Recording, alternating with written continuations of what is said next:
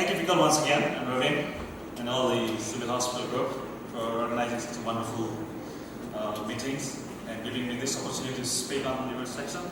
And I'll be talking on principles of liver resection. And again, I would like to reiterate that Vikal also told me to be very specific and to be more speaking on those relevant issues, more practically useful for our young citizens and our trainees. And he also told me, like, don't share your experience. Speak, be more specific. So I'm not going to share any of my experience.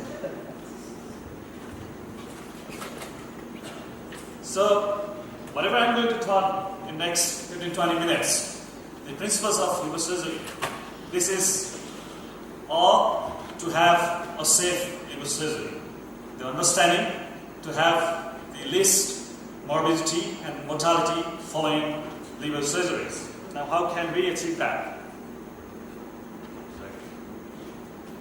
So we all understand there are many indications of liver resections, starting from many benign conditions like LAS, symptomatic hemangiomas, FNS, adenomas, and one of the most common indications is malignancy. Either it's a primary tumor, a liver tumor, or metastatic liver tumors. Then sometimes even in trauma we happen to do liver resections.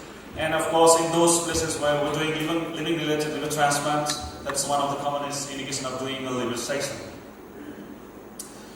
Like any other major surgeries, liver surgery also associated with many complications, but those specific to liver are basically bleeding, post-op infections, fluid collections, DVT, bile leaks. But the one that is most important for all the HPV surgeon or liver surgeon is the post-hepatectomy insufficiency or failure, what we call as PHLF. So this is the one complications that we are more focused to decrease. That's why we are trying to understand all the principles of liver surgery. Now, because of these advances in the patient selections and the operating techniques that we've been utilizing these days, the mortality definitely has been reduced from a historical like more than 20%. Is now in most majority of centers it's gone down to less than 1%. But the morbidity still remains high, but these morbidities are all timely, when intervened timely can be treated. So let's start with the basic anatomy, the applied anatomy of the liver that we utilize during liver resection. So Brisbane 2000 terminology, I think you all have heard about this. This came up with this standard terminology. Now it's being utilized by all the SPV and liver surgeons around the world.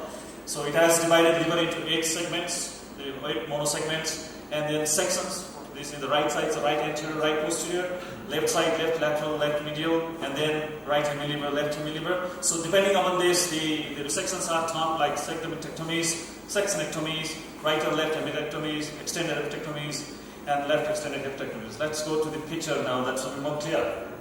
So we have a pointer please, everybody. So can you all share the picture? So you can see there are 8 segments of the liver. The first one is, number 1 is covered, so we're not very much concerned with that. So in the left side, you can see here is the middle hepatic vein. We have segment 2, 3, and 4. So what you need to understand is this liver, these segmental anatomies are all based on the division of the hepatic veins. So in the middle is the middle hepatic vein, dividing the liver into right hemiliver and left hemiliver. In the left side we have segment 4, that's also called left medial section, and segment 2, 3, that's called left lateral section. In the right side we have 4 segments, 5, 6, 7, and 8, and these all make right hemiliver, and these 5 and 8 makes right anterior, and 6 and 7 makes the right posterior. You can stop me if that's not clear. Now, depending on this anatomy, the terminology for liver resection has been made. Like the right hepatectomy means it's 5, 6, 7, and 8. Similarly, the left hepatectomy means segment 2, 3, and 4 resection. Right extended means same, so right extended means we are also taking segment 4 liver. So that's right extended. Similarly, left extended means left liver plus segment 5 and 8. And then right posterior sectionectomy, segment 6 and 7. Similarly, right anterior sectionectomy is 5 and 8. The left side, segment 2, 3 section is left lateral sectionectomy. And if you're just resecting the segment 4, that's called left medial sectionectomy. I hope you understood these terminologies. Now, as I already said, one of the most important complication is post-hepatectomy liver failure. This is the one which leads to maximum, highest increase in mortality and morbidity. This is the one we focus to reduce as far as possible. Now, there are many risk factors that's been related with development of post-hepatectomy liver failure. There are patient-related factors, there are liver-related factors, and surgery-related factors. We'll deal with this individually.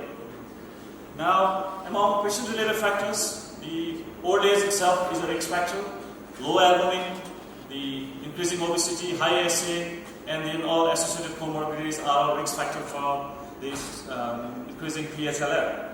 Though I mentioned to you that age more than 65 is considered as a high risk, but there has been many reports around the world that liver surgery, major liver surgery are even safer, even in patients like more than 70, 75, and 80 years. But if they have other associated morbidities and high SA, definitely they are at risk. Now, liver-related factors. So, liver has, in related factors, we have two things, quality and quantity. So, in quality means if the liver is diseased, like liver is steatosis, fatty liver, or there is ongoing steatohepatitis, or the patient already developed cancer, or the patient already have fibrosis or cirrhosis. So, these are all these risk factors to develop that PHLF. And the other important thing is even the liver is normal, but the quantity is also important. The remaining liver, what we call as functional liver remnant. So it's been seen that in a healthy liver, it's not diseased liver, the patient can survive as low as 20% of the remaining liver. But in a diseased liver, it's between 30 to 40%. We'll discuss that further. Now, surgery-related factors. We have intraoperative factors and we have postoperative factors. Now, many of these postoperative factors are actually, you cannot control preoperatively. You just have to timely detect them and intervene. But there are a few intraoperative factors that is in the hands of a surgeon. Like if there is blood loss, more than 1 liter, a lot of transfusion requirements, if the liver section are all associated with major vascular sections and your operating time goes beyond 4 hours. And again, these patients are at risk of developing post-hepatectomy liver failure. Now we understood what are the risk factors. Now, how we can assess? There are many tools have been designed and proposed to define this PHLF, to predict, and finally to grade this PHLF. Now, there are many this kind of systems available, but what I found and what I was using is one of the most commonly utilized, most adopted criteria to define this PHLF is, the first one is a 50-50 criteria, the next one is a peak bilirubin, or also called as modified 50-50, and then finally this international, similar like this, the one that we saw in pancreas, ISGPS classification, it's there in liver as well. This is called ISGLS definition. The first one is a 50-50, which was introduced by Balzan in 2005. And it defined post-hepatectomy liver failure as decrease in prothrombin less than 50% of its activity, or INR more than 1.7, and rising bilirubin more than 50 micromole on J5, then that means the patient is developing post-hepatectomy liver failure. Now, even this criteria didn't seem to be very sensitive, so there was slight modification on this in 2007 by a different group of researchers, and they came up with this. Only one factor, bilirubin level more than 7 milligram deciliter, and after J5 anytime, then that's called as post-hepatectomy liver failure. They didn't include PTA and INR. So there was still ongoing confusion. So to avoid those confusions, the international study group, similar like primary study group, experts of these liver surgeries, they came together and came up with this definition to make it more generalizable, usable, and more sensitive and specific definition of post-hepatectomy liver failure. So they defined this PHLF as any increase in INR and any increase in bilirubin level on the J5 or after, from the previous state, is labeled as post-appendectomy liver failure. So any increase in bilirubin level and INR from the previous day, on the day 5 or after, is labeled as post-appendectomy liver failure. So this has been utilized in many centers, but what I've mostly seen is most of the centers are still using the 50-50 criteria. Now the advantage of this ISD-LS definition is that it just does not define the post-appendectomy liver failure, but also it grades. None of the other systems grade this post-appendectomy liver failure. Similar, exactly like in pancreas, pancreatic complications, you have gradings, grade A and A, B, and C. Now this grading system definitely helps in, once the patient develops PHLF, it also helps in managing the patients. So grade A patients, they develop PHLF, but you don't need to do major interventions. Now B, there is slight deviation. You might have to transfuse FFPs, you might have to upgrade the antibiotics, but you don't do any invasive treatments in grade B. But if you go to any invasive treatments like putting a drain, taking back the patients to theater, doing any aspirin staining, they all go to grade C. I think this grading system was very useful to classify all the complications developed because of the post-appendectomy liver failure. Now you know already what are the risk factors. You know how you can classify or define this PHLF. Now, in what ways we can decrease post-appendectomy liver failure? There are strategies we can utilize pre-operatively. There are strategies we can utilize intra. And these post-operative ones are not exactly preventable, but they are treatable conditions. If you timely detect and treat, the incidence of PHLF can be decreased. Now, I will be focusing more on pre-operative and intra-operative strategies to reduce PHLF. Let's move to pre-operative techniques. Now, pre-operatively, one most important step for us to find out is to find the quality and the quantity of the liver, the remaining liver. There are different ways we can assess the quality and the quantity of the liver. You all understand there are functional assessment, there are volumetric assessment. Now this ICG-15, also known as indocyanine green retention 15, at 15 minutes is a dye which is given intravenous, and it is after 15 minutes it check how much is being cleared from the peripheral circulation by the liver, and accordingly the functional grading is done. So if all the dye is cleared from the periphery within 15 minutes, that means the liver actually is normal. So accordingly you can assess the function. And then there are other ways we can assess liver stiffness by FibroScan. I think one of the most commonest way of assessing the volume of the liver and the functional liver volume is by doing what are these MDCTs these days, or you can do MRI. But the advantage of like this MRI, if you have a liver-specific contrast like galactic acid, and if you can do this liver-specific MRI, dynamic MRI, this is a little bit better than CT scan in terms of the CT only gives you a volumetric assessment, but if you can do this MRI, you can also assess it functionally. So, but I don't think this is available in Nepal. We have MRI, but we're not being using this liver-specific contrast dynamic MRI. And there are other ways. All of us know these child scoring systems and main score. This scoring system just give us the status of the liver.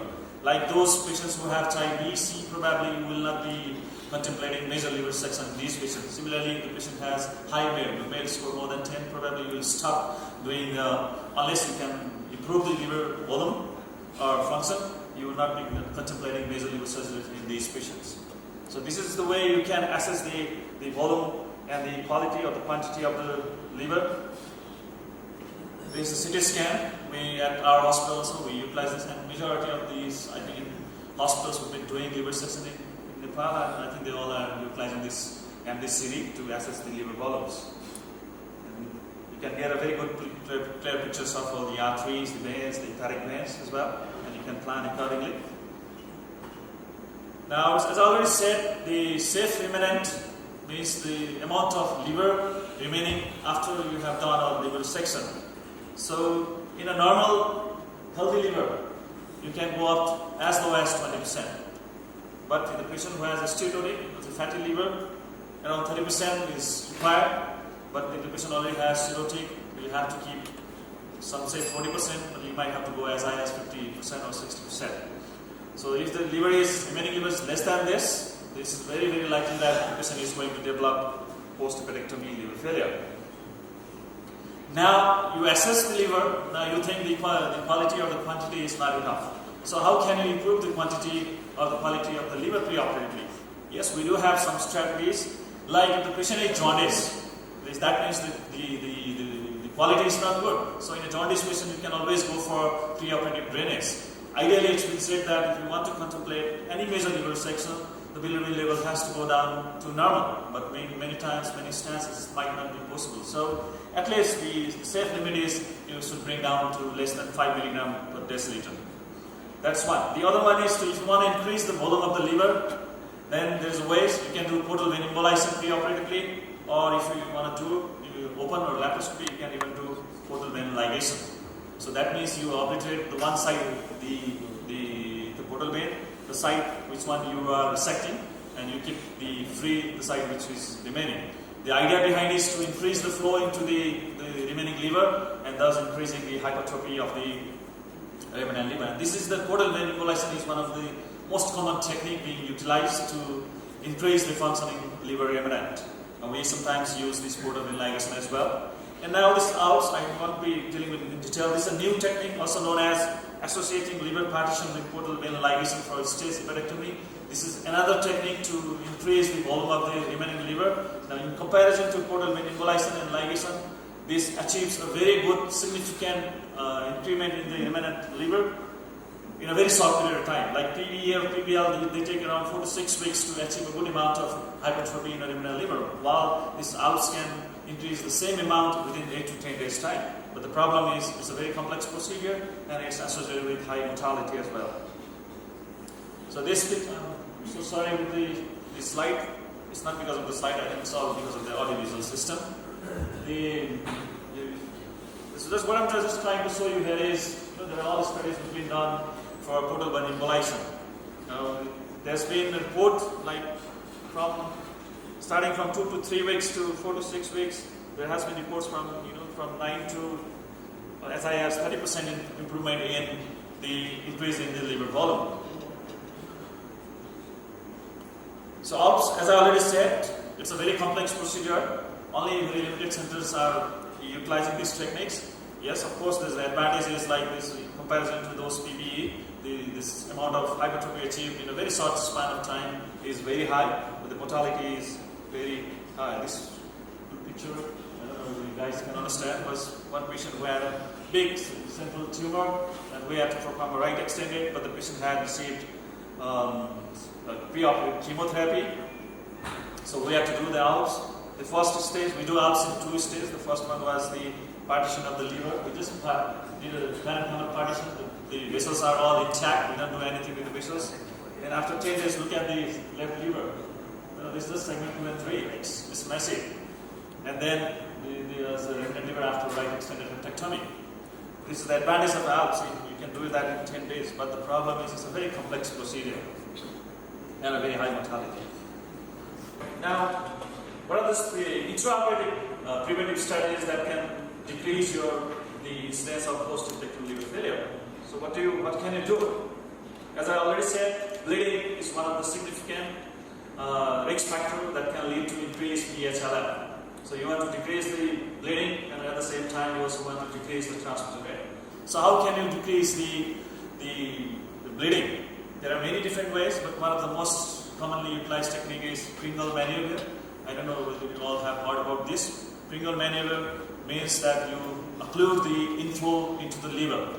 So artery, portal vein, you occlude all this inflow, and there are many different ways you can utilize. Some do it like 5 minutes, you occlude, and then open it for some minutes, then again occlude it. So one of the most commonest way of doing it is 15 minutes, 5 minutes, 15 minutes, 5 minutes. Some do it 10 minutes. So 60 to 90 minutes up to is a very safe limit where you can keep going, repeating this procedure. Oh, I'm almost done. And then combining this inflow occlusion with maintenance of low CVP has been found to be very useful in reducing the bleeding during liver surgery. the techniques of resection, whether you use a harmonic, ligature, or any other techniques, has not been found of much difference. You just have to follow the anatomical resection planes. As I already said, the low CBP plus inflow occlusion has already been proved by many studies. This was one researcher presented in one of the HPV meetings in Japan, who did a worldwide survey on the type of techniques utilized to have a safe liver surgery.